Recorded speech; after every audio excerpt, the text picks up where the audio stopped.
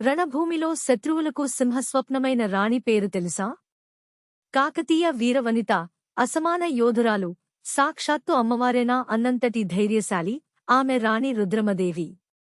కాకతీయ సామ్రాజ్యాన్ని పరిపాలించిన ఏకైక మహిళా పాలకురాలు రుద్రమదేవి.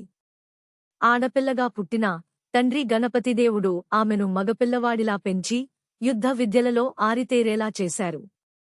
సింహాసనాన్ని అధిష్ఠించి తన ప్రజల కోసం అలుపెరగని పోరాటం చేశారు.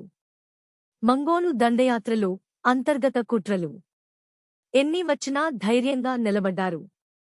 సేనానిగా ముందుకు దూకి స్వయంగా యుద్ధాల్లో పాల్గొని శత్రువులకు కంటిమీద కునుకు లేకుండా చేశారు. ఆమె పాలనలో వరంగల్ కోట అద్భుత కట్టడాలతో కళకళలాడింది. 5 దశాబ్దాలకు పైగా రాజ్యాన్ని విజయవంతంగా పాలించి చరిత్రలో తనకంటూ ఒక ప్రత్యేక స్థానాన్ని సంపాదించుకున్నారు. ఆ మహారాణి గురించి మరింత తెలుసుకోవాలంటే మన ఛానల్ను సబ్స్క్రైబ్ చేసుకోండి.